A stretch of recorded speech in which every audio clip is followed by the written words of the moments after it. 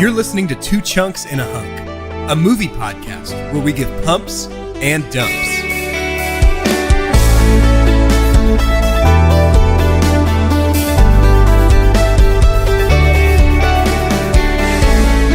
Hello and welcome to Two Chunks and a Hunk. My name is Jordan Wonders, and this week I am your hunk. I'm Doge, and this week there will be no foolish chunk waving. And I'm Carter. Huffle chunk. Yeah, that'll work. Guys, we're here. We made it. Jordan, are you did I hear that you were the hunk this week? Yep. Could you explain that to us? Yeah. Why so hunk? Earlier this week, I cut my finger on a pocket knife, took a big old hunk out of it. So How'd you do that? I put the pocket knife in my pocket, as one does, and forgot to close it. As one does not. Oh, yeah. No, that'll do it. Tried to put my hand in my pocket, lean up against a brick wall, put my shades on, put on a leather jacket, and say what's up to some people as they walk by on the street. Hey! Yeah. But A only works if you're coming out of your pocket with your hands. What were you expecting? Like, what were you actually going for when you were putting your hand in your pocket? The pocket knife. Oh, okay. So you got I was going to retrieve it. Didn't realize it was still slightly open. Flew too close to the sun there, Icarus. What really happened is it slid back open while it was in my pocket, and I reached in to grab it, and just the second it happened, went, oh no. I'm just noticing your Band-Aid. This is a true story. Yeah, it really did happen. Wow, that's it amazing. bled a lot. That Band-Aid is almost exactly your skin color. Yeah, well, I am Band-Aid colored. Yep. Speaking of Band-Aid colors. Yeah, tell me about that. Harry Potter! Hey! Oh, we're finally here. Yeah. Guys, can I ask you a question? Yeah. Do you believe in magic? I sure hope you believe in magic, because this week's movie is Harry Potter and the Sorcerer's Stone, or the Philosopher's Stone for our friends across the pond. I feel like we're coming into this with a really good energy today, guys. We really are. We took 2 weeks off and we're back. We're hitting the ground running. And not only are we hitting the ground running, but we're hitting it with two of the most wonderful franchises We really are. of all time. It's been really cool too, because we're only one movie in of what will be a 13 movie series for us. That's a long one. I definitely feel more exciting about 12 more of this than when it was 7 more of 100%. series who should not be named.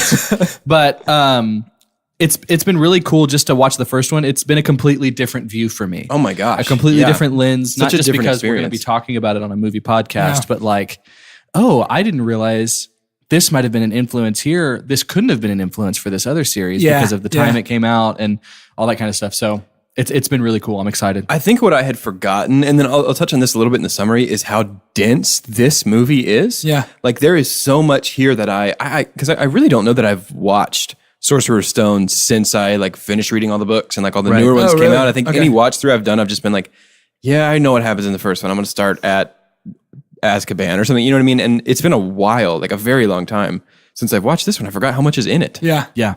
Yeah, I found myself at a few different points, specifically chessboard and Fluffy, being like, oh man, I really thought those were Chamber of Secrets. But Me too. No, Same. So there's, a ton in this movie. I also forgot right out of the gate how long these movies are. Oh my gosh. And even more so for all it gets of the longer. Lord of the Rings. But This one's 2.5, right? Yeah. 150 minutes. And I think the next one's 160. And it just keeps, it feels like, if we're going by how big the actual books were, that's what happened. Which getting bigger. I'll say this is the most excited Callie's been for us to do a series because she loves these movies. Cool. And so last night I was like, oh yeah, I still have to watch Sorcerer's Stone today. And she goes, yes. Right. So that was cool. And I'm glad you mentioned that too, because we could shout out on two hands, people through social media or texting us separately through personal conversation, begging us not to bash something that they love so much. That's been the most interesting thing. And I guess they got a bad taste in their mouth, but honestly, we didn't even end Fast and Furious hating it. Yeah, and I feel like we don't really, the only thing that we have outright bashed are things that I would stand firm and say that is a bad movie. Right. Yeah. And I think everyone knows the structure is we have to dump, right? Yeah, all we gotta humans have to dump. You got to dump. That's true. Us especially. Yeah. So there Big will be dumpers. things, and we don't need to be so naive as to think in terms of the movie making. yes, it's going to be harder for us to find something. Yeah. But they're there. Yeah. And don't take offense to it. I mean, that's why you're listening to the podcast. Well, we'll be dumping on. I mean, it's no secret to most people who know me that when it comes to Harry Potter versus Lord of the Rings, I land firmly on the Lord of the Rings side of things. Okay. But I mean, there are things that I will dump on in Lord of the Rings as well. So let's preface before we really dive in. These are good series of movies. Yeah. Like, we're not gonna just I think dump all over I think we these can say movies. that overall we are all of the same opinion that these are each fantastic series. Yeah, 100%. There are dumps, though. Oh, and we Sure. might even find collectively that, I mean, I could even make an argument now that in terms of cinema structure, like collectively, because in mind, what's really interesting is with Harry Potter, they knew we're going to have these people from the very first one to the very Which is last one. crazy. Which is Unbelievable. amazing that they pull this off. And then Hobbit wasn't necessarily part of the plan, much less Right. several parts Right. of the Hobbit. Yeah. Right. And so I think a lot of us, like, we love the Fellowship. We'll get there a month and a half from now. But that is one of the ways I think right off the bat, Harry Potter has a little bit of an advantage because we get Came to in with have a game plan. a consistent flow. Even Yeah. though directors change, Yeah. we got the same faces. Well, and let's actually talk about that real quick while we're kind of getting rolling here. I was watching this movie. So Seamus was a character who, like, a little bit bigger of a part in the books maybe at some points, but like, he's in all of these movies. He came on, I was like, I forgot that it's the same kid Same guy. the whole way through. The guy that plays Dean Thomas. Yep. Another Gryffindor. Yep. Same actor all the way Same through. kid. the whole guy way from through. How to Get Away with Murder. Is that who you're talking about? I have no idea if he's in Okay, that. so any fans out there of that, he is also in this. Maybe that wasn't Dean, but yeah, I mean they stick with it. That and is they do just a great great. I job. mean, and Ginny going to the drop off with the Weasley family. I was like, man, that is the same That's her. girl. and they did give us 2 seconds of those of us that know. Yeah. Oh, maybe we should start with this. These series have both been out for so long and we've all seen them. So, like, there will be spoilers if this is your Oh, first yeah. time watching through these. But we all know that they're going to get married, and for her to be like, "Good luck," even then somehow was I like fooling myself that she was digging him like the first time she ever saw him? That's part of the strength of this movie because I think the movie itself is a little stronger than the book because we know what's coming and things had already been written that they were able to incorporate in and retroactively make it a little more cohesive. Yeah. But we're kind of getting into reviewing this movie. Yeah, no, let's start. Yeah, let's go. Let's start. We haven't, there's something I used to do back on our show before we took our 2-week break, right at the top of it, where I would, you would ask me for something and then I would always give it to you. I'm not and it familiar with. Oh, no. Okay, I remember. Hey, Doge. Yeah. Hey, Doge. Hey, yeah. How are you doing? Oh, Yeah, I'm good. how you doing, man? I'm great. Thanks I've been waiting for you to ask me that. Dweez, hit me's with a sneeze. A synopsis. Okay, perfect. Yeah, I was about to sneeze in your face. I was trying to make it like a big moment. Most sneezes are. Yeah. Harry Potter and the Sorcerer's Stone, or Philosopher's Stone for our friends across the pond, tells the story of a magical orphan named Harry Potter. Harry was orphaned at a young age. He believes his parents died in a car crash. Spoilers, Voldemort killed them and tried to kill Harry, but he couldn't. So Harry is a wizard. He finds this out on his 11th birthday. He's been living with his aunt and uncle. They treat him like garbage. And he enrolls at Hogwarts School of Witchcraft and Wizardry, where he meets his friends Ron and Hermione, and they have lots and lots and lots and lots and lots and lots of adventures over the course of their first year, culminating in uncovering a secret plot to use a magical artifact called the Sorcerer's Stone or Philosopher's Stone for our friends across the pond to bring Voldemort back to health. If he drinks of or eats I don't know what he has to do to this stone, but he could live forever or at least be alive again. Right. I think the idea was to put him back into a body So he and doesn't have then to give that body eternal life. Gotcha. Okay. I think from what I understand, that is the plan. Yeah. Well, and we'll get into that because my understanding of the unicorn blood and Quirrell's head with Voldemort on the back was I had 2 different theories. Okay. Yeah. So there's a lot that happens in this movie. Yep. Basically, Harry stops Voldemort from coming back by touching Professor Quirrell. Voldemort has been living on the back of Quirrell's head, which is weird. Terrifying. Terrifying. And it looks nothing like later Voldemort. But anyway, Harry stops their plan by touching Quirrell and I don't feel so good a ways into dust. Yep. And then Harry has a conversation with Dumbledore, and it just kind of ends. Kind of a lackluster ending, but that's this movie: Harry Potter and the Sorcerer's Stone, or Philosopher's Stone for our friends across the pond. Cross the pond. Let's talk about the beginning, friends. Opens up on, was it Privet Drive, the street where the Dursleys live? Exactly how the book opens. Literally moments after the death of the Potter family. Lily and James, yeah. So he's dropped off at the horrible Dursleys. And I, in the mindset of already starting to compare, and we'll see what it looks like, if it's going to be like an 80-20 time given to the movie we're watching. But then also the point is to kind of cross them over. Yeah. But something that was interesting to me, because we see Dumbledore, I had written notes that it seems like Dumbledore kind of nurtures the narrative. Like he was in control of the narrative almost the whole time because he has decided what they're going to do with Harry. He's placed Harry here. He's going to get Harry out of it, to where Gandalf, it doesn't feel like Gandalf does that as much. Mm-hmm. Not that he stumbles upon it, but he's kind of there to redirect it and like make sure it's heading the right way. Kind of police it. He's bumpers in bowling, and Dumbledore is a bright orange Hot Wheels track. That's where he's like, this is where you've got to drive your car. Yeah, that's perfect. And so, but we see McGonagall for the first time. We get to see a little bit of the specs of what it's going to look like for maybe the CGI. Not necessarily the CGI. I don't know how they pull that off to have the transmutation. The visual stuff that happens in this movie is so weird because some of it aged so poorly. Yeah. And some of it actually still looks really good. Yeah. It's so weird. 2001. So November 16th of 2001, this movie comes out. Wow. December 19th of 2001, Fellowship of the Ring comes out. Wow. I did not remember those two being so close together. Unbelievable. That's interesting. Well, that's crazy because compare the troll in this to the cave troll in Fellowship of the Ring. Right. It's a different, such it's a different huge game. difference. Yeah, it's a different game for sure. Yeah. At least how I remember it. Maybe we'll get there in later. This movie, but from the beginning, from seeing Dumbledore, even before he has talked, to the introduction of McGonagall, of Hagrid, the Harry Potter series for me, as I was reading through, this was one of the first times, and I kind of grew up with Harry. We were almost the same age when every book would come out. See, I was about the same age as him every movie. Yeah, and so as that's happening, of course, this is my very young imagination imagining all these characters. This was the first time I got to say, wow, that looks exactly like, and that happens so often, even down to the Dursleys, who are despicable. They're awful. Yeah.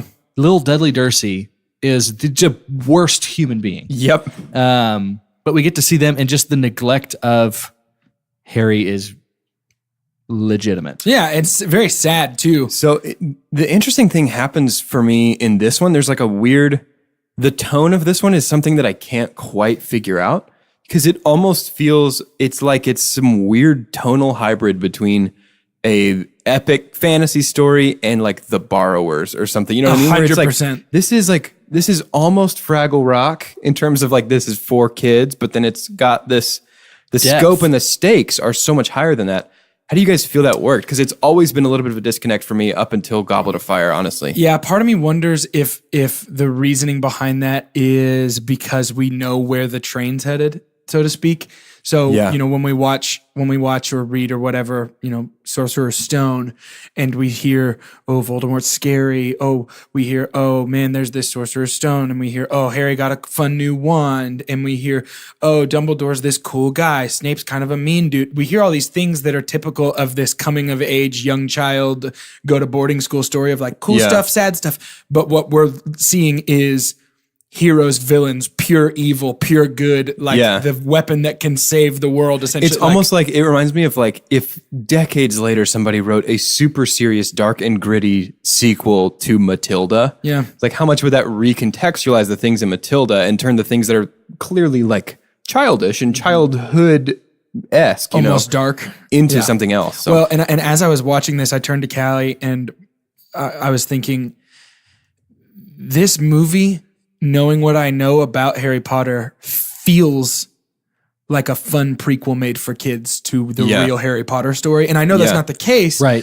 Because there is so much at stake in this movie, but there are just parts of it where it's like, this feels like a fun prequel that was made to the real story. I don't think there was this much depth in the production process of this movie, but I remember, have y'all heard about the theory that have you ever watched Courage the Cowardly Dog? Yeah. Mm-hmm. The theory that it's so strange because it's his perspective, Right. like a dog's perspective of the world. Right. This really, as if you view the Harry Potter series as how a child of that age would view what's going on in their life, 100%. it feels like that. I don't think that was the intent, but that's what helps me be totally okay with. You're so right with the borrower's reference. Yeah. But this is something else, and we'll talk about it now if that's okay. John Williams, his soundtrack Oh my gosh. is Amazing. awesome. Yeah. But so there's several pieces of this movie, or several pieces of music from this movie that he actually recycled that he had written before for another movie. Do you know what that movie is? Phantom Menace, Home Alone 2: Lost in New York. No way. 100%. which like is the recurring the same same director. director as well. Yeah. Did it make it into that movie or Yep. that stuff that got cut? When what's his butt, Macaulay Culkin's character, whose name is escaping me right now for some reason. Oh my gosh, me too. Doesn't matter. We like movies, we Matters promise. so hard. So when he first Kevin shows up, McAllister. when Kevin first shows up at the hotel that he stays at, Yeah. the like recurring theme that we hear over and over again in Sorcerer's Stone is the song that plays when he first goes to Central Park and meets with Dove Lady or Pigeon Lady. The recurring theme we hear over and No over again. way. It's the same song.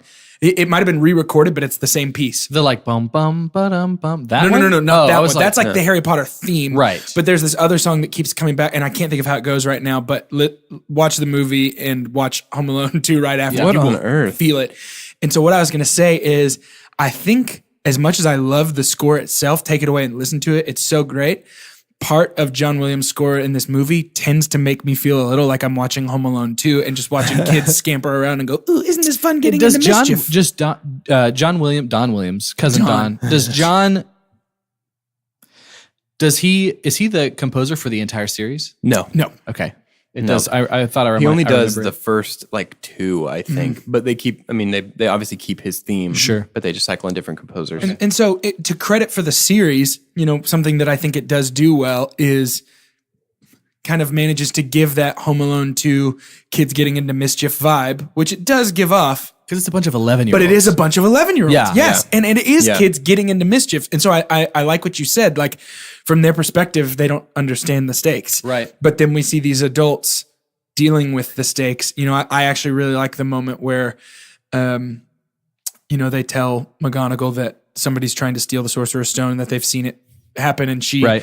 you can kind of watch her try and hold herself together while she says, why don't you just go back to bed? But I mean, she's panicking. Sure. I think for the first point in my life, I'm at that spot where I'm watching this and going, man, I don't really like these professors. And I'm identifying more, like, I loved Snape so much Yeah. in this, and I'm identifying with him almost more than the protagonist. Yeah. Maybe that means I'm old. And so I guess we should, to kind of Let's talk keep about the this train movie, moving. yeah. Yeah. Well, we Keep are that talking about the Hogwarts movie, Express but moving. I want to talk about post Hagrid getting him, because that's when the movie starts to Okay. get interesting, when we end up in Diagon Diagon Alley. Alley. Yeah. Yeah. So, we get our first meeting of Quirrell in the We do meet him in Diagon was Alley. it Dragon Leaky Cauldron? Yep. And in the Leaky Cauldron, we meet him there, and that's the first time that, if you kind of know what to look for, he doesn't shake his hand. Yep. He won't touch Harry, Yeah. even in the Leaky Cauldron. So it kind of starts to drop these breadcrumbs of something's wrong with this dude from the very beginning. And I love in a cast full of very well-known British actors that they used this actor just like Voldemort uses Quirrell. Like, we don't really have a history of this guy, of what he was in. I tried to look things up. He's only familiar because I've seen Sorcerer's Stone Yeah. Exactly. before, Yeah. and so I thought that was great. Yeah. I think that was good to put somebody in that position. Unassuming. Unassuming. Yeah. For sure. And so we end up in Diagon Alley, which for books and especially the early movies, maybe my favorite recurring location in the series. I love it. And Yeah. and what made me think about the Quirrell thing too is for them to use such a not very well-known actor for Quirrell, who plays such a huge part in the role. Yeah. The fact that they go all out and get John Hurt to play Ollivander. Yeah. Yeah. It is so good. I His forgot. Ollivander is incredible. It is amazing. Uh-huh. And this just is the consistency of the series in terms of casting. Yeah. They do so well. Yep. And I think that, another credit to the series, this is where we start to get our first taste of world building in Harry Potter. This is where we start to get our first taste of these are the stakes, the ultimate stakes. These are the big players. These are the people who know things. This is who you talk to if you want to get this done. But then you also get little silly things like candies and candy stores and shops and moving pictures. You start to get. We're here. that. That's my super pump for this Okay, movie. The cool. world building in this movie is probably the best that I've ever seen in one movie. Like Okay, by the end yeah. of this movie, we have such a complete picture Oh, and seeing Gringotts and of all such that this other world. Like it's such a unique, imaginative world. And to J.K. Rowling's credit, I don't even know that that's a super pump on this movie particularly. I mean, I guess the visual design of her Sure. world building, but her world building in this is Impeccable, yeah. impeccable. And So good. She's world building as she goes. Like she has a story she wants to tell and then invents a world around it, Yeah. which I think we've mentioned on the show before is the opposite of the way Tolkien works with his Lord of the Rings stuff. So he built a world and then said, I should tell a story in this world. And I think you can kind of see the differences in that because Rowling's does start to fall apart as we get toward the end of the Harry Potter story. But it's really, really great in this one. So that's my super Oh, pump. and it's so cool I'll because pump on that as well. Rowling was able to, first of all, I mean, we got to talk about, spend a little bit of time on the phenomenon of Harry Potter. Yeah. Because this was something that our generation, a bunch of us like mid to late 20s, and even a little bit older, we understand generations, got to own. It was like, this is our epic. Like this is our Lord of the Rings. This is our Narnia. This is all that stuff. Lord of the Rings was my Lord of the Rings, but yeah. Well, yeah, but you didn't grow up with it. Like you weren't waiting for the new one to come out. No, you're right. You're absolutely right. So it's so relatable. And Rowling gets to put it in England. Like this is a place that you can go visit now. Right. Whereas you can visit where Lord of the Rings was filmed, but Middle Earth is another world. yeah. yeah. Yes, of course, they're two different, like, so is the world of wizarding and No, but like I get what you're Hogwarts and saying. stuff. though. Yeah, It's, yeah. it's here. Well, yeah. and place. it's also relatable too because now, but we'll always have themes of like underdog. You can relate to both franchises. That's why they're world class. But you also have school. I mean, just to be in school and be like, most of the people that are watching this movie have experienced. They can. I'm just saying, it's so easier. It's easier, quicker to put yourself in Harry's More seat accessible. than Frodo. Yeah. Yeah. And that's a big advantage from the beginning for Harry Potter series, I think. Yeah. Yeah. Well, and the world of Harry Potter, for the most part, is a world that I would actually like to be a part of. Whereas, and this is a strength and weakness on both sides. I think the world of Middle Earth is, I would never want to go there. No. I would not want to be in that place. I can't hold my own there. Yeah. There's no way. I'm dead in 30 seconds if I'm in Yes. Middle Earth. And in Harry Potter, I'm fat because I've eaten all the beans. Right. You know? Yeah. Unless you get a bogey flavor. A bogey flavor. Bogey. I That's hate my brother. That's man. booger flavor for all our friends on this side of the pond. This side of the pond. Yeah, my super dump is the way they pronounce booger in English. No, it's not. Get out of here. But from Diagon Alley, we get the scene with Ollivander and the wand, which I want to spend literally just a few seconds on because that scene sets up enormous plot points. Oh, absolutely. Enormous plot points. We find that Harry's wand is the brother wand of Voldemort's wand. Yep. That's a big deal. That's kind of crazy. Yeah. Well, it's adding to their connection. Yeah. It's presented as a big deal right now, but nothing really comes of it. And I wonder how much of a those long types of things were J.K. Rowling saying, I'm going to drop this here. And like, if I want to come back to it, I can pick it up. But also like, I wonder how much of it is. So there's Hansel and Gretel breadcrumb exactly. trail. There's the story of the finale of Breaking Bad where Vince Gilligan wrote the machine gun in the trunk of the car, having no idea who Walt was going to use it against. And then, spoilers for Breaking Bad, I guess. But then he, in the series finale, the machine gun is like a huge part of the plot. So it's that kind of reverse foreshadowing where he's like, I'm going to put this here and I'll come back and use it maybe, you know? So I wonder how much of that kind of stuff, the connection between Harry's wand and Voldemort's wand, and then the invisibility cloak in this one that becomes such huge pieces of the narrative later on, how much of that was actually planned or kind of just, I'll use that for this. And I think she does it so well, we have to ask ourselves that. Yeah, Which exactly. is what's so like a testament to her. Exactly. And also a testament again to production. I think, I'll say it again, for them to use such a strong actor to be very much a part of the narrative. Yeah. Like to be the first to present it in that way was dramatic and it was great. I have a question really quick, and we're not quite there yet in the movie. Sure. Can you make an argument that Harry Potter and the Sorcerer's Stone, or Philosopher's Stone for our friends across the pond, right? Is the greatest sports movie of all time. Maybe. Or one of them. If we switch the finale of this movie, if we put that in the middle and put the Quidditch game at the end, then it's the greatest sports movie of all time. Because if Die Hard can be a Christmas movie, Sure. Yeah. Harry Potter and the Sorcerer's Stone is a sports movie. See, Quidditch probably had 15 to 20 minutes of this film. I think I would argue that it's the greatest sports computer simulation of all time. Yeah, the like ragdoll guys that were on the brooms and stuff. Rough. Looked We'll get to very Huge PlayStation jump 2. So let's just jump forward to Harry meets Hogwarts Ron and Hermione Express. on the Yeah. train. Yes. Hermione was one of the ones that I had the toughest time with as a kid watching the movie because she was too pretty. Like, she was like Hermione. But the thing is, like, there's a huge thing that happens in Goblet of Fire at the ball when we get to see her be pretty, and they're like, oh my God.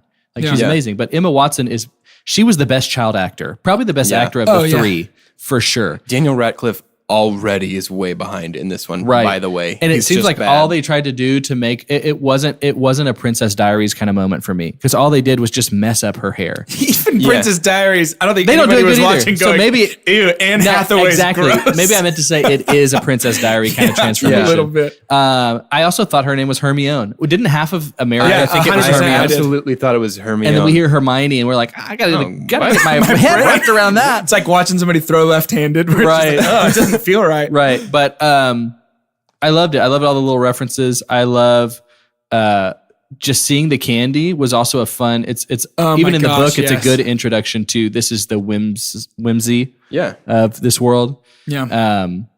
But yeah, the platform 9 3/4, it's there. What as soon as we get to Hogwarts, do you want to talk something about anything else about the I've got nothing train? on the train. Actually, real quick, Yeah. my super pump for this movie is on this train in this car. Yeah.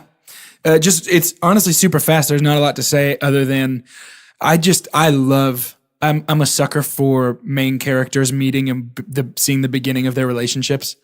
And so for me, like, the best part of this movie is the moment where Hermione finally stumbles in, fixes Harry's glasses, and you just get to watch these three. And it's probably, a little bit of being able to look back and go, I know where you're going to I be. think it's certainly more informed. It because of definitely that. is. Yeah. But watching them three sit together and being able to go, yeah, okay, this is going cool. to happen. Yeah. Yeah. There's something too about and Harry Potter was so popular, and they started making these movies before the series was over. Yeah. Again, credit to I wish some other authors were more like that. George R. R. Martin. Come on, dude.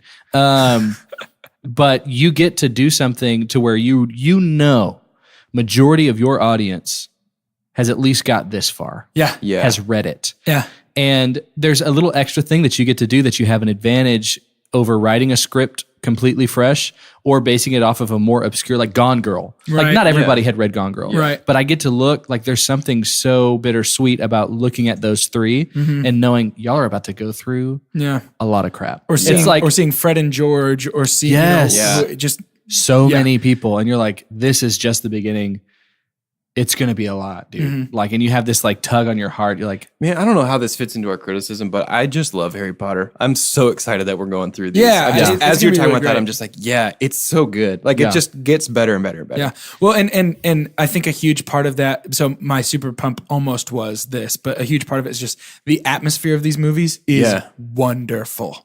speaking of the atmosphere, Yeah. something that has been very special for me for this watch through is I visited Oxford Yes. during the summer, and I can look at this movie now and say, because a lot of these movies were filmed, like especially Hogwarts, in places that I got to go see. Yeah. It's amazing. It's so cool, and it's more immersive for me now. Interesting. So all that to say, the next shout out, we're going to pay your way to Yeah, go exactly. fly to. No, we're not going to do that. But the first time that we get that is when they come up to Hogwarts, those the steps boats. to meet Professor McGonagall. Yep. I was there. I got to walk up those. I got to walk into the Great Hall to where they gosh. eat. Wow. But it was really cool. And the Sorting Hat is great. I forgot how much I loved Yeah. that part. And they do See, such a the good sorting job. the sorting hat is one of those elements though that feels to me like how does it's somewhat like a weird hitch in the world building to me. That's like this is very very like Matilda, very borrowers, and it's like in this big huge good versus evil narrative, and it doesn't stop being a huge important part. It's just especially later on. Yeah, it's just interesting. It's a really interesting choice. Well, and I think I can hear the pop of texting thumbs happening from a few of our fans already, and I want to acknowledge a lot of the reason that some of these things stay important or become important is because that was part of plans put in place by smarter people within the world. Yeah, and so to their credit, there's reasons that the Sorting Hat is so important. Exactly. It's airtight. Like there's not a plot hole. It's just an interesting choice. Yeah, it's weird. As we walk through Hogwarts, they do such a good job, and I'm pretty sure Rowling did the same thing in the book, but of like catching us up. Like Hermione kind of becomes the vessel for that in terms of telling us about the ceiling and all the stuff that happens at Hogwarts because she's read on it. She's already, it's like walking into a movie series you don't know much about. Or walking into a Marvel series with Jordan or Doge and being like, well, actually, here's the deal. and it becomes a better experience. I'm going to go ahead and go to my super pump. Yeah. It comes more into fruition once we go to his class. Alan Rickman as Snape. Oh, my goodness. Is the single best literature to film casting I have ever seen in my life. Yes. Wow. I have to tell you, to the look of this man, absolutely. Yeah. Like this, he sounds, looks, acts the way, like he just, it's a person that feels like they were made for the role. And for it to be maybe top 3 most central characters to, I don't know, I guess I can't put him over any of the kids, but he's so high up there. He's such a piece. I would put him over Hermione. Them having Alan Rickman changed the game in a world, and that's saying so much, and that's why it's my super pump, in a world that casts so well. Yeah. He was phenomenal. Dude, I would totally put him top 3. You think so? I would put like Harry Voldemort Snape. Well, he's got a connection to both generations. That's why it was such a big deal for me. Exactly.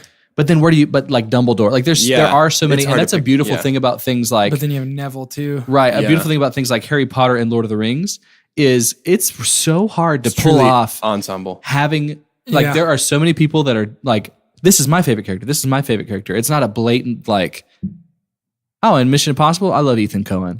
Yeah. It's like Ethan Hunt, but that's fine. Yeah. Ethan Coen. Who's Ethan Coen? He's one of the Coen brothers. Like I love him more Joel than and Ethan Coen.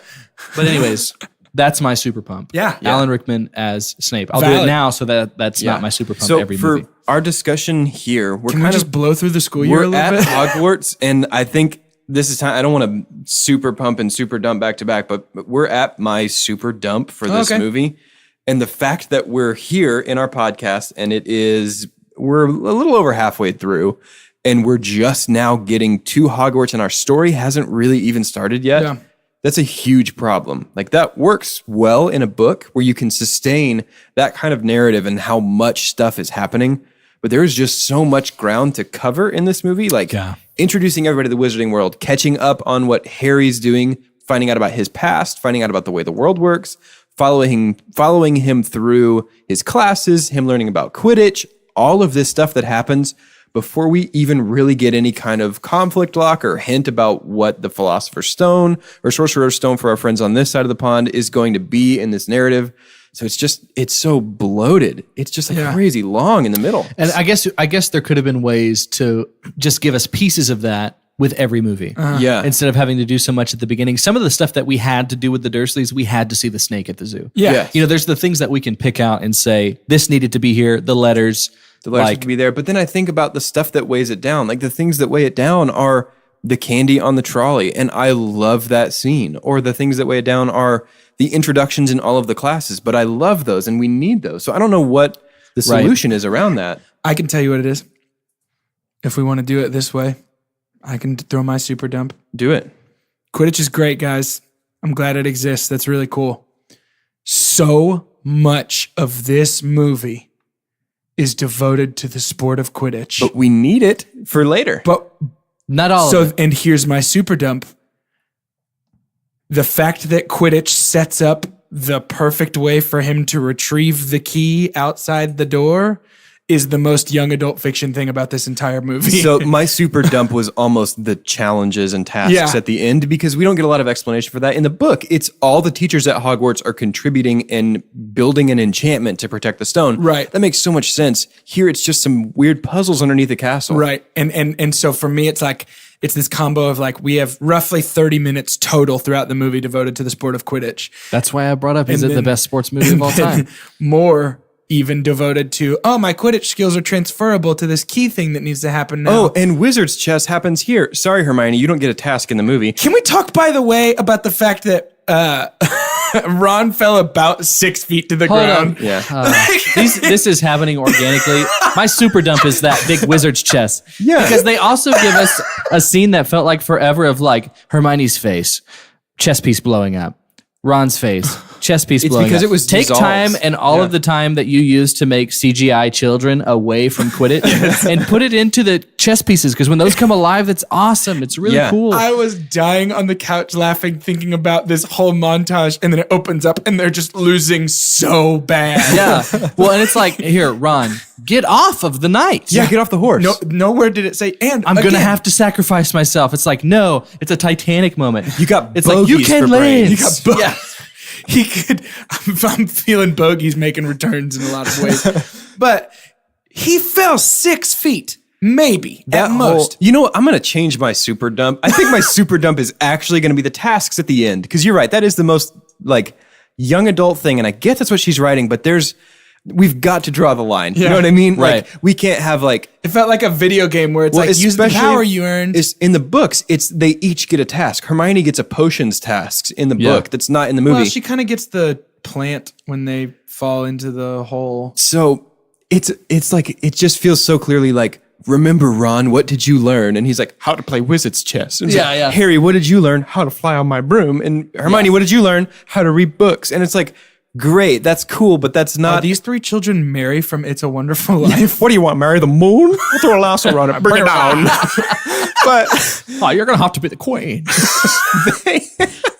whole lot more Jimmy Stewart in this episode than I really ever expected from this show. Oh, man. But you know what I mean? It's just like that doesn't fit. You know what I mean? That belongs to the same kind of world as the Sorting Hat being this magic funny hat friend. Yeah. You know, it doesn't feel like it's I think Slytherin. it doesn't feel like it's part of the serious high stakes thing. And I hear the criticism. I know I'm going to get emails or texts saying the series grew up with us. That's the point of it. But any story that's not worth revisiting as an adult is not worth reading as a kid. Yeah. And Yeah. so it's like, it's got to hold up. Yeah. You know what I mean? Yeah, and it's so hard to do that. And it is tough too, because we are doing a comparison. Yeah. But especially when we get to the trilogy of Fellowship, you start seeing during the same time period a movie being also made about, which is so perfect for our podcast series. Yeah. To know that these happened I didn't realize they were only a Virtually few months apart. a month apart. Yeah. That's And crazy. so just to know how well that was done, and that could be an author thing. But we can get to that later. Yeah. Please, I know what you're thinking if you love Harry Potter. You're thinking that this is how it starts. No. This is the snowball of us hating it. This is where No, we hate and- Harry Potter. and We don't hate Harry Potter. Not In at fact, all. I would love wager it that so much. specifically with Harry Potter, our reviews will probably be more glowing as the movies progress. Oh, Yes. just That's well, my and, prediction. and check it out, guys. Lord of the Rings. We get to start on the On Hobbit the wor- trilogy. yeah, that we which get- is yeah. bad. It's a bad time. But we've talked about, a lot of stuff happens at Hogwarts. Do you guys feel like it's necessary to hit every single thing that happens in the middle? Definitely not. I do want to say that one of my favorite things, and it's a huge pump for me, is watching the changing of the seasons at Hogwarts, watching the different holidays Yeah. pass Completely. by. That's Yeah. so much Love fun. that. Because That's it fun. felt like the books were split like that. Because Yeah. it was like, Yeah. what did everybody get for Christmas this year? And Yeah. Yep. that always happens. I think they did such a great job with when they did not CGI like Neville on his broom or some of the people Yeah. in Quidditch. Like that was maybe, I don't know. It felt like a waste of money. The practical effects held up really well. They really did. Yeah. And then also I thought they did the cloak really well. I know it's as easy as a green screen. But it It's actually hard to do that as a well, simple effect. Yeah. It works better if Even- you can tell that it's like a green. You know what I mean? Right. Yeah. Even the viewpoint though, from being being underneath in the cloak. the Yeah. cloak, I was kind of racking my brain at how did they manage that? But Yeah, I thought it was worked great. really well. Can we talk about the troll please. a little bit? Troll in the bathroom. yeah. Was he modeled after In the Shrek? dungeons. Looked No. so much like Shrek. No, with his but- vest. Yeah, sure. Was he though? Had a vest. Had kind of Does- suction cup. Did he have a ears. vest? Had a vest. He didn't have He could suction not cup have ears. been He had modeled regular human ears He could not be modeled after or troll But ears. And think about it this way. When did Shrek come out? He also could have been.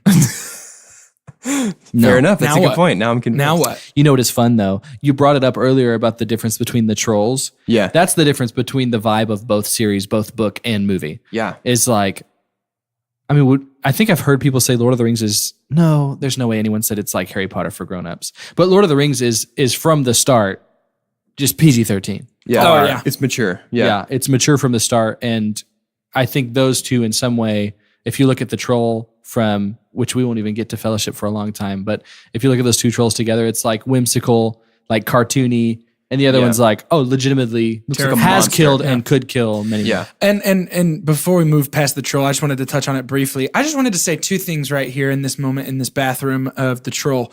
One, why didn't Hermione just tell the truth? I was crying in the bathroom when the troll came and I didn't know what to do. The boys saved me. Why did you have to be like, it was my idea? I don't know. I ran after it. Yeah, it almost feels like, because I think is that from the book? I think she explains herself that way in the book I don't too. remember. I think that was probably part of the narrative to say she's a part of the team. Like she's on board. Yeah, I That get felt that. like the Hermione, like, okay, I'm going to josh with you guys and get on to you, but I'm in it to win it. Here's my other thing now. Is there ever a reason, and I don't remember genuinely, so I'm really asking, is there ever a reason that we find out that the points are, whose line is it anyway? Like, give points for anything, take points for anything, I don't really care. That was almost my super dump because it Okay. seems so unfair to Slytherin at the end. Yep. Because Dumbledore clearly loves Gryffindor That's more. literally what it is. I mean, And the if end is you're- basically just like, Gryffindor wins, bummer. Yeah. Yep. And I Yeah. know that's a running joke about Harry Potter is like, Gryffindor always wins, but why though? Is there a story reason or is it? It felt particularly childish at the end that we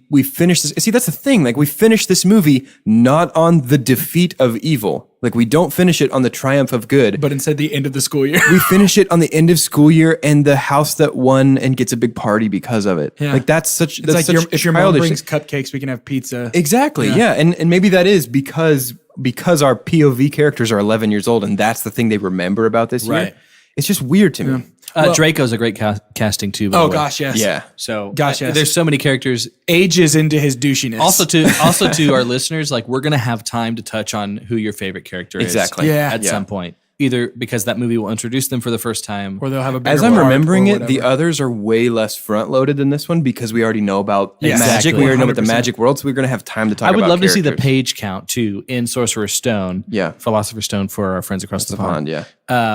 Of really how much we get the beginning of that stuff too. Like, because It's I a think lot. I think it's a lot. I think Callie it's just almost read it. It's a lot. Yeah, I think it's almost the same. Yeah. Now, one thing, and we can jump to the end here by sort of skipping on these stones as we go. You know? These sorcerer's stones or philosopher's stones for our These friends sorcerers across and the pond. philosopher's stones for our friends across the pond. But there's a few moments in here on the way that I think are worth touching on. One is Hagrid and the kids in the woods. Love Hagrid. Love so Hagrid. much. Huge pump on Hagrid. So much. Huge pump also on Centaur. How did it look so good? See, I actually thought it looked bad. No way, really? Yeah. I was thought somewhere in Centaur looked between. pretty bad. I thought comparatively to some of the other effects, Compared to the it other looked effects, great. it looked great, but it still looked very PlayStation 2. For sure, but I'm just talking about comparatively. Like I was That was not so for expecting me. that. My favorite Centaur design I've ever seen, which is a weird thing to have an opinion on, is from the Narnia movies. Yeah. It's a mixture of practical and CGI with a lot of prosthetics. That looks so. I just wish that it was that Centaur Sure. from The Lion, Yeah, the Witch, and the I hear Wardrobe that. instead of this CG one. So we've kind of reached the woods because I brought us there. But I Forbidden want to talk Forest. about the unicorn blood thing real quick. Yeah. My understanding, and I could be wrong, my understanding has always been that the Voldemort on the back of Quirrell's head was like a manifestation, and that Voldemort had his nasty body somewhere else, and that's what was like flying through the woods in the hood, drinking the blood of the unicorn. No, as I remember it from the book, and granted it's been a while, as I remember it, it's Quirrell bending over backwards and the Voldemort on the back of his head is drinking the unicorn blood. Then why did he fly? A? Because it's a cool visual effect. And then also, because I thought the idea was that was Voldemort's real body, and that's what they were going to bring the Sorcerer's Stone, And that's the nasty body that comes out of the cauldron in a couple of movies. or something like it, I guess was my thought. Yeah, I don't know. And that's the thing. It's like, it's not super clear. Yeah. Well, because I mean, even if we want to say, because what is it, Goblet, where the cauldron births the nasty boy. Yeah, yeah. Even if we want to say that was the creation of a new body, I guess maybe my understanding was he already had one of those and then lost it and had to get, I don't know. See, that's the thing. It's that kind of like, we just skip over a lot of really good questions, and that works if you're in that really child-centric story. But if you're trying to tell this big epic fantasy story, you need those details because we, as the audience, we need to understand the world so that we can feel anchored within it. Yeah, well, and that's something that, and we'll get to it, but when we get to the main Lord of the Rings trilogy, something that it does really well is you hit play and it goes, here's the world, here's the stakes, here's what's happening, go. Yep. And Harry Potter chooses to unfurl a little more like a mystery piece by piece. Exactly. Which is, I mean, that's just two different approaches to storytelling, neither one better than the other, but when you do it like a mystery, I feel like we need some answers as we go. Exactly. So, and it talked about when you slay a unicorn or drink its blood, you live just a half-life, which lets us know Voldemort selfishly just wants, it doesn't matter the consequences. We'll get into that with Horcruxes as well later. But in reference back to the book, it is actually Quirrell drinking. It is? Okay. Himself drinking it. Oh, okay. And it was alluded to, and fans even mention it's not super ironed out at that point. Okay. Which might be because it was the first book of the series, and who knows? I don't know. But many think Voldemort was using him so that he wouldn't have the effects of. So he had Quirrell drink it himself. Again, it's like a interesting. I can get on board with that, actually. Yeah. So see, that's something that I would have cut in my version of this movie. I would have cut that Forbidden Forest stuff. Oh, no way! You no, gotta because you have it. to bring in some more of the fantasy there because you saw a centaur and a unicorn because of it.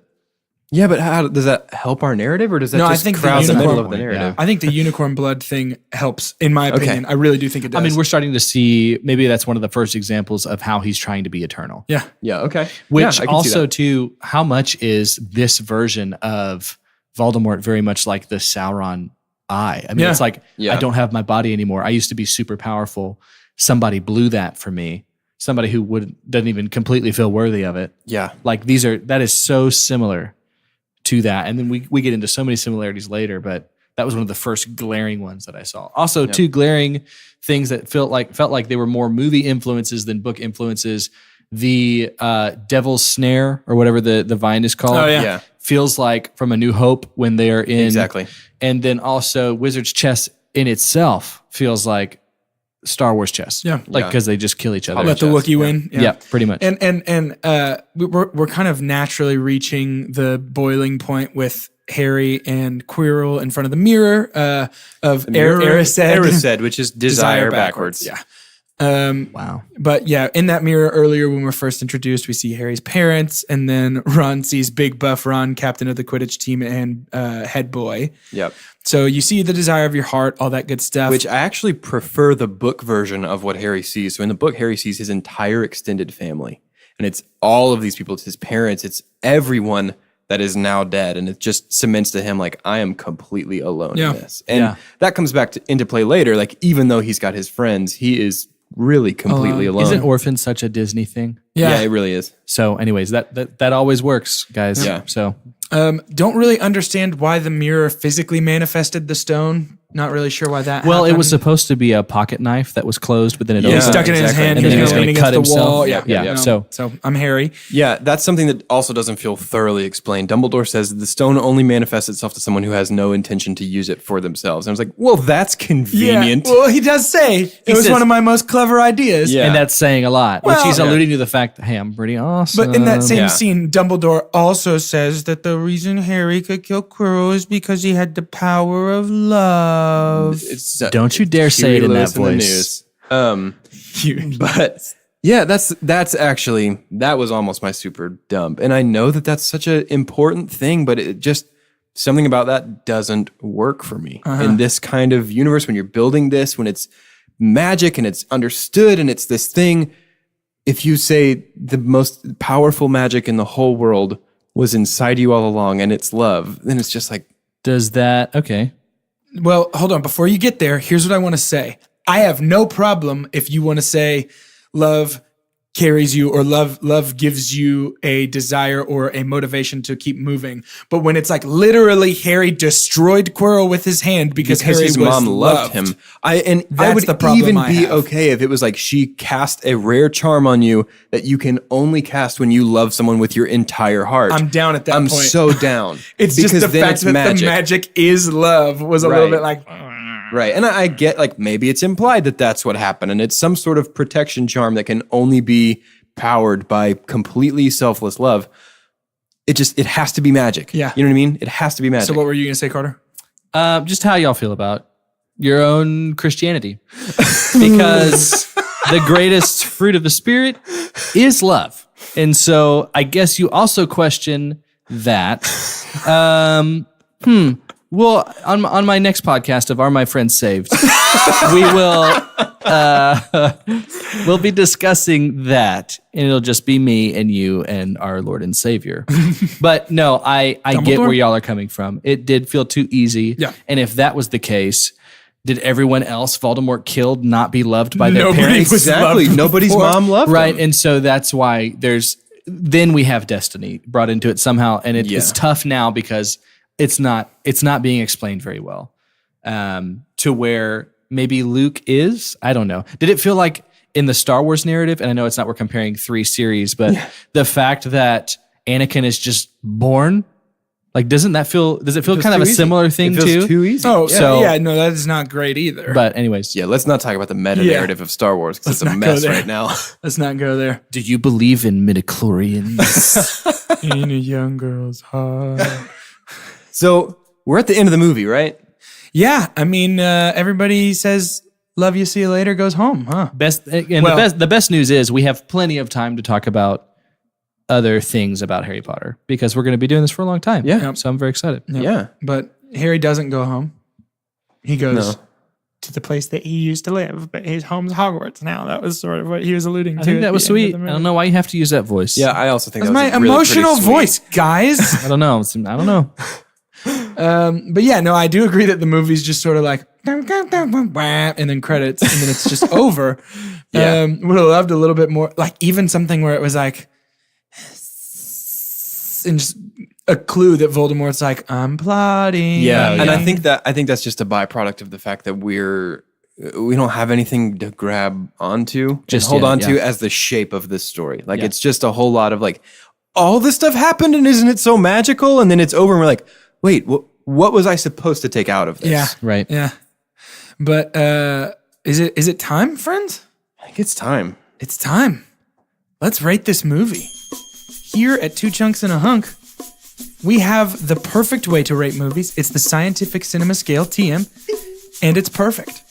Scientifically proven. And it is And magically proven. as follows. The best thing we can ever say about a movie is to own it, don't lend it. Buy that poster. After that, we're just going to say, buy it. The next best thing after that is rent it. After that is going to be stream it. The next best and second worst thing we can ever say about a movie is forget it. And lastly, the worst thing we could ever say, God hath forsaken us. So who is going to go first? I'll do it. All right. Harry Potter and the Sorcerer's Stone, or Philosopher's Stone for all our friends across the pond. Right. For me, it's going to have to be a stream it. Okay. It's very fun. I totally agree with what you said, though, Jordan. It feels inessential in a lot of ways. It definitely is essential to the story going forward. But yeah, there's something about it that it just feels weird. So stream it. Yeah. For me, it's going to be a rent it. This is a movie that I enjoy. I love the atmosphere. I think that the childlike wonder in it is actually a lot of fun. Yeah. It's kept from being rated higher by some of the insignificance of a lot of the plot, and there's a lot of fun world building, but then there's also a lot of unnecessary world building that I feel could have been put off for a later movie in the series or whatever. But ultimately, I really enjoy this movie. I loved watching it again yesterday. So this is a solid, firm rent it for Jordan. And I think we know how I feel about something that kicks off just a cultural phenomenon. Yeah. And I really did, especially in all of these movies, I am trying to really separate the feels and being a film critic. But I still have to say, with the influence of being able to make this movie and not having, I do not remember, it's not, maybe everyone's drinking the Potter juice at that point, but I don't remember people saying like, I don't think I'm in for the next one, or maybe it'll get better. Right. It's a buy it for me because this was so hard. You had to take something so loved, not finished yet, and do it at least well. And maybe that's why there was so much front matter, is like, okay, everybody, we're going to let you know we're being thoughtful about details that we're maybe even doing too much. You know, Fellowship of the Ring doesn't have Tom Bombadil because nobody gives a crap. But there was enough stuff with these people that are going to be here the whole time that they had to do. And I think they did do it well. So it is a buy it for me. I'm probably setting myself up to be all over the place because there are so many in this franchise. But credit to them. It made almost $1 billion. It made like $970 million worldwide for the very first one. And it was a phenomenon, and it was so unique in that it was that big of a deal. Like Narnia didn't get that. Lord of the Rings didn't get that. Star Wars doesn't really count because it was its own thing for movies. Yeah. So it was able to do this in real time, and I thought they did it okay. It's super interesting that you mention buy-in because that's something that this created. That I mean, this could have easily been Percy Jackson, you know, where you could have blown it. One of them, and then they're like, no thanks. Or it could have been Divergent, or it could have been Narnia, where they make 3 and then go, no, I think I'm out. Or it could have been Maze Runner, like any number of these young adult phenomenons. They just flop. The fact that they created buy-in with this and then sustained it all the way through 7 more Harry Potter movies after this.